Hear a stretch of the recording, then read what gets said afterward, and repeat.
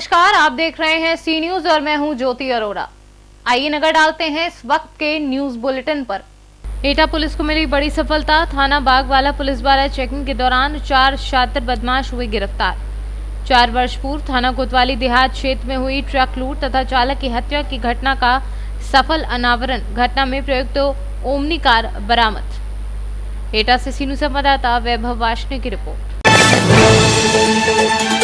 अखिल भारतीय छात्र भारत को जब सूचना मिली कि जेएस कॉन्वेंट स्कूल द्वारा 3 महीने की फीस माफ कर दी गई है, प्रदेश उपाध्यक्ष प्रदीप सिंह सूर्यवंशी, छात्र प्रमुख प्रद्युमन सिंह, खागा नगर अध्यक्ष दुर्गेश प्रताप सिंह, नगर उपाध्यक्ष राम सिंह, नगर मंत्री विवेक कुमार गुप्ता, ये सभी पदाधिकारी मौके पर पहुंच के जेएस कॉन्वेंट स्कूल के प्रधानाचार्य विनोद सिंह को धन्यवाद पत्र व माला पहनाकर सम्मानित किया।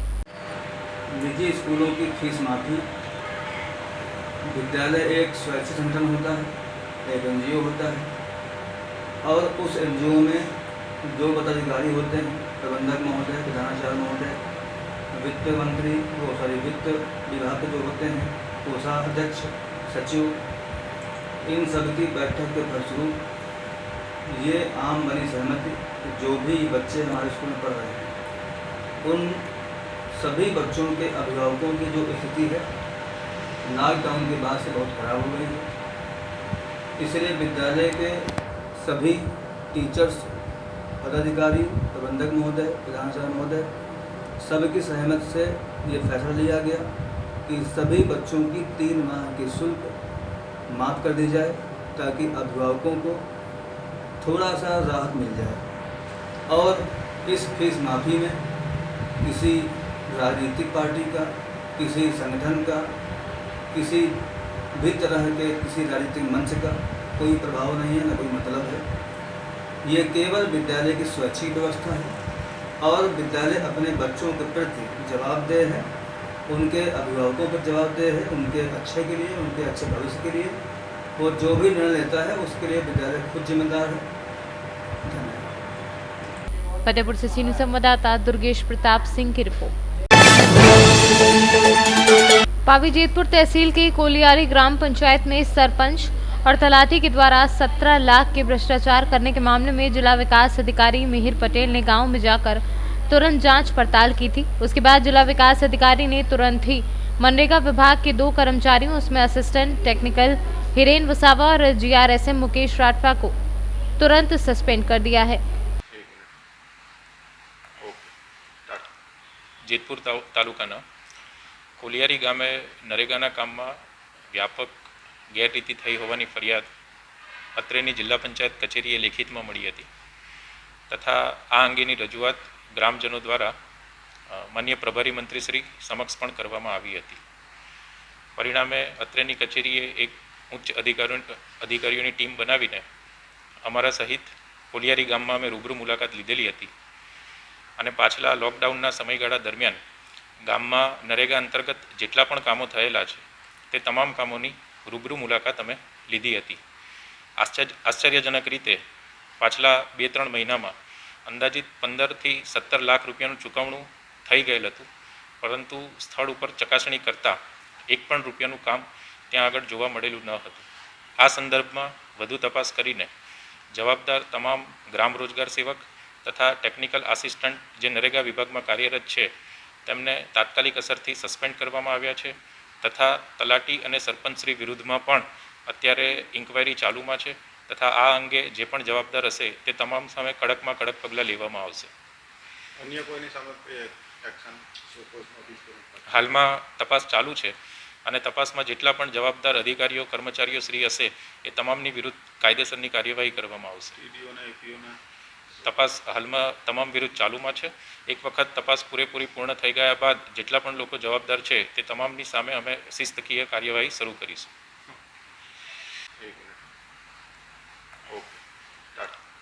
जेतपुर तालुकाना कोलियारी गामे नरेगाना काममां व्यापक गैररीति थई होवानी फरियाद અત્રેની જિલ્લા પંચાયત કચેરીએ લેખિતમાં મળી હતી તથા આ અંગેની રજૂઆત ગ્રામજનો દ્વારા માન્ય પ્રભારી મંત્રીશ્રી સમક્ષ પણ કરવામાં આવી હતી। પરિણામે અત્રેની કચેરીએ એક ઉચ્ચ અધિકારીઓની ટીમ બનાવીને અમારા સહિત કોલિયારી ગામમાં અમે રૂબરૂ મુલાકાત લીધેલી હતી અને પાછલા લોકડાઉનના સમયગાળા દરમિયાન ગામમાં નરેગા અંતર્ગત જેટલા પણ કામો થયેલા છે તે તમામ કામોની રૂબરૂ મુલાકાત અમે લીધી હતી. આશ્ચર્યજનક રીતે પાછલા 2-3 મહિનામાં અંદાજિત 15 થી 17 લાખ રૂપિયાનું ચૂકવણું થઈ ગયેલ હતું, પરંતુ સ્થળ ઉપર ચકાસણી કરતાં એક પણ રૂપિયાનું કામ ત્યાં આગળ જોવા મળેલું ન હતું. આ સંદર્ભમાં વધુ તપાસ કરીને જવાબદાર તમામ ગ્રામ રોજગાર સેવક તથા ટેકનિકલ આસિસ્ટન્ટ જે નરેગા વિભાગમાં કાર્યરત છે તેમને તાત્કાલિક અસરથી સસ્પેન્ડ કરવામાં આવ્યા છે તથા તલાટી અને સરપંચશ્રી વિરુદ્ધમાં પણ અત્યારે ઇન્ક્વાયરી ચાલુમાં છે તથા આ અંગે જે પણ જવાબદાર હશે તે તમામ સામે કડકમાં કડક પગલાં લેવામાં આવશે. અન્ય કોઈની સામે એક્શન નોટિસ કરું? હાલમાં તપાસ ચાલુ છે અને તપાસમાં જેટલા પણ જવાબદાર અધિકારીઓ કર્મચારીઓ શ્રી હશે એ તમામની વિરુદ્ધ કાયદેસરની કાર્યવાહી કરવામાં આવશે. તપાસ હાલમાં તમામ વિરુદ્ધ ચાલુમાં છે. એક વખત તપાસ પૂરેપૂરી પૂર્ણ થઈ ગયા બાદ જેટલા પણ લોકો જવાબદાર છે તે તમામની સામે અમે શિસ્તકીય કાર્યવાહી શરૂ કરીશું. गुजरात से सीनियर संवाददाता विनेश राठवा की रिपोर्ट। चंदवा थाना अंतर्गत बोटसर खुर्द राजभर बस्ती में आज सुबह तकरीबन 5 बजे मिरासी पत्नी व सुरेश भारद्वाज का कच्चा घर तेज बारिश की वजह से धराशायी हो गया। बताते चले मिरासी पत्नी व सुरेश भारद्वाज हर रोज की भांति खाना खाकर अपने 3 बच्चों के साथ घर में सोई थी। बीती रात मूसलाधार बारिश होने लगी और सुबह तकरीबन 5 बजे जैसे ही मिरासी को घर गिरने का अंदेशा हुआ, वैसे ही बच्चों समेत जैसे ही घर के बाहर हुई वैसे ही पूरा घर धराशायी हो गया। इस बाबत जब मिरासी से बात की गई तो उन्होंने बताया कि बच्चों के सिर पे बाप का साया उठे 10 साल हो गए हैं। एक लड़की 2 लड़कों के साथ किसी तरह से मजदूरी करके जीवन यापन करते हैं। वहीं घटनास्थल पर विधायक व सांसद को भी आना चाहिए। समाजसेवी अजीत सिंह के द्वारा विधायक प्रतिनिधि आरडी चौधरी को सूचना दे दी गई है। बताइए कब की घटना है, कैसे मकान गिर गया? 5 बजे सुबह में भैया। तेज तो कब गिरा मकान? 5 बजे सुबह में। किस वजह से गिरा? बरसात होने की वजह से? बरसात हुई। इसमें क्या क्या रखी थी? गेहूँ कुलोड़ना बिछौना कुल खटिया मचले कुल निसारा गलिए तबले दलिया आए बस में कुछ दबाई गला ना नहीं सकौली है। हम बच गए तनका ना तनी सब जोर से तो भगलिए लाइकन की जगह के लेके। अच्छा, तो एक ही घर था आपके पास? हाँ, ये घर रहा हमारे ना घर द्वारा आदमी आज 10 बरस के हो गल गुजरले भैया ना हुआ आदमी 2 बच्चा खाली 3 ठे हुए, 1 लड़की 2 लड़का। पति आपके एक्सपायर हो गए? हाँ। तो कैसे घर का खर्चा चलता है? ये राशन उसन दिवावा ना थोड़ा लोगन वैसे खाइला जेला हिता नाता के दे देला, मतलब मजदूरी करके कमा खा रहे। इनकी मदद के लिए सरकार से कुछ कहना चाहेंगे? मैं यहाँ के ब्लॉक डेवलपमेंट ऑफिसर जो हैं, जैसा मुझे मीराश्री ने बताया कि ग्राम प्रधान द्वारा जो भी प्रधानमंत्री आवास के लिए या मुख्यमंत्री आवास के लिए जो है इनका जो है सारा जो फॉर्मेलिटीज़ है वो ब्लॉक में सूची में इनका नाम दर्ज हो चुका है, लेकिन सरकार के तरफ से जो आवास है आखिर वो इतना आने में इतना टाइम क्यों लगता है कि 10-10 साल तक लोगों को मकान नहीं है। अब सोच लीजिए जरा, आखिर उस आवास का क्या फायदा? आज मिराश्री आज यहाँ सोई थी, आज इनके साथ कोई घटना हो जाता, खुदा न खास कोई ऊपर की ऐसी चीजें, भगवान एक मेहरबान थे कि ऐसी घटना नहीं हुआ, अगर हो जाता तो जरा सोचिए जो हमारे बैठे हुए अधिकारी हैं ना ब्लॉक पे, जिनको समय नहीं मिलता है, लगभग ब्लॉक हमारे डोभी ब्लॉक में 35 के आसपास सरकारी अधिकारी हैं, लेकिन कोई इधर आता नहीं है। तो आखिर उस आवास का क्या फायदा? अगर मीराश्री के साथ कोई घटना हो जाता तो उस आवास की लिस्ट क्या करते आप रख के जो है। तो मैं यहाँ के जो भी जनप्रतिनिधि हैं, हमारे विधायक जी हैं, सांसद जी हैं, अपने प्रतिनिधि को भेजें, स्वयं यहाँ पे आएं, मीराश्री जैसे लोगों के मदद के लिए अपना कदम आगे बढ़ाएं और इनको कुछ न कुछ सरकार की तरफ से लाभ तुरंत जो है तत्काल जो है यहाँ मुहैया कराएंगे। जौनपुर से सीनियर संवाददाता सर्वेश चंद की रिपोर्ट। मथुरा में थाना छाता क्षेत्र के ग्राम तरौली में तालाब में मिले शव की घटना का सफल अनावरण। हत्या करने वाले पत्नी व बेटे को पुलिस ने किया गिरफ्तार। कानपुर के बिलौर में देर रात पुलिस और बदमाशों के बीच हुई मुठभेड़ में एक सीओ समेत 8 पुलिसकर्मियों को शहीद होने की खबर के बाद उनके गृह ग्रामों में भी अब तक मातम छा गया है। शहीद सीओ देवेंद्र मिश्रा बांदा जिले के साहिबा गांव के रहने वाले थे। शहीद देवेंद्र मिश्रा के पैतृक गांव में जहां गम का माहौल बना है तो घर में पुलिस तैनात कर दी गई है। परिजनों और गांव के लोगों में घटना के बाद से भारी आक्रोश देखने को मिल रहा है और ग्रामीणों द्वारा ये मांग की जा रही है कि जिस तरह से अपराधियों ने पुलिस को निशाना बनाया उसी तरह से पुलिस को उनके साथ व्यवहार करना चाहिए और उनको कड़ी सजा देनी चाहिए। सुरेंद्र जी, आप सीओ साहब को देवेंद्र जी को कब से जानते हैं और कैसे थे वो? हम शुरू से जानते हैं उनको, क्योंकि वो हमसे बड़े हैं। जब से हम लोग सूता हमें है तब से थे। किस तरह के व्यक्ति थे? पढ़ाई लिखाई में कैसे थे और व्यवहार कैसा था? बहुत अच्छे व्यक्ति थे, व्यवहार कुशल थे उनका और हंसमुख स्वभाव के थे वो। ठीक। कैसा महसूस कर रहे हैं आज वो हमारे बीच में नहीं है, आपके बीच में? आज मैं क्या, पूरा गांव दुखी है घटना को। जब से जानकारी हुई सब लोग परेशान हैं। क्या चाहते हैं? अब जिन्होंने घटना की है उनको कम से कम फांसी तो हो। ऐसे व्यक्ति को फांसी से कम कोई सही। आपसे उनका किस तरह का परिचय था? गांव के रिश्ते से वो हमारे मामा हैं, पड़ोसी हैं।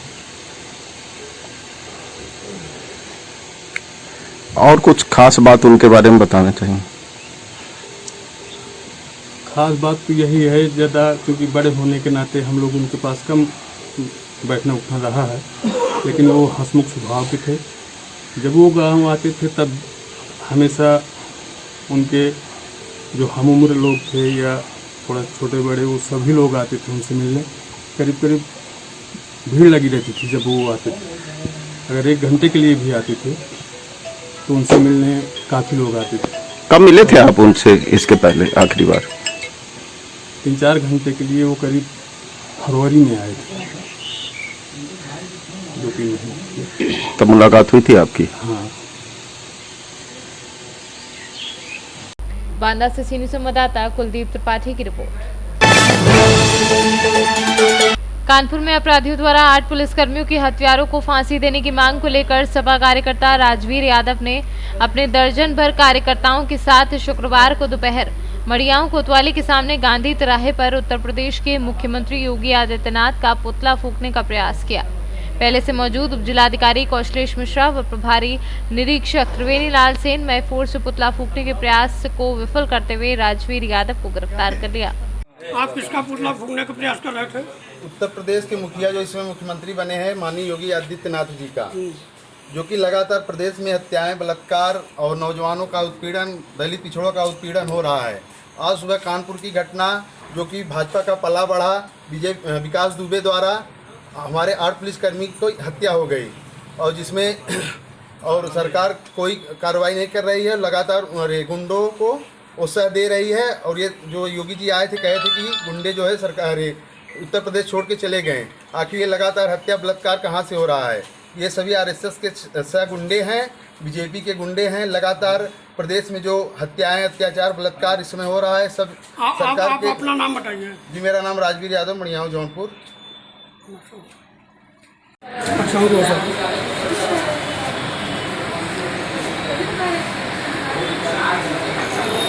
सर, आज पुतला सीएम जी का फूकने का प्रयास किया गया, क्या मामला था? मामला ये था कि हम लोगों को सूचना मिली थी कि कुछ लोग पुतला फूकने का प्रयास करने वाले हैं। इस वजह से पुलिस भी सतर्क थी, हम भी किराए खड़े थे।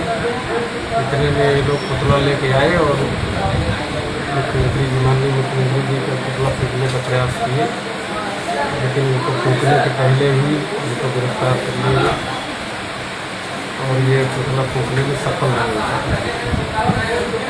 बस।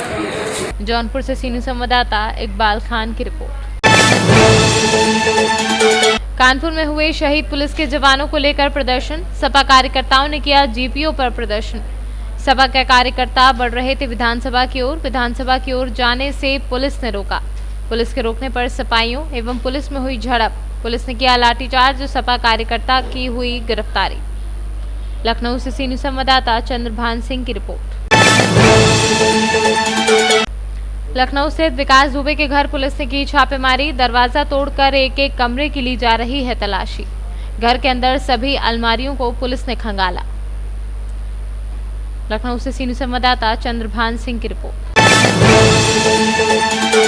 निकटवर्ती भांडापुर जैन महातीर्थ में गुरुवार को जैनाचार्य जयरत्न सुरीश्वर आदि मुनि भगवंत विदुषी साध्वी श्री सूर्य किरण श्री जी आदि थाना का चातुमार साथ मंगल प्रवेश हुआ।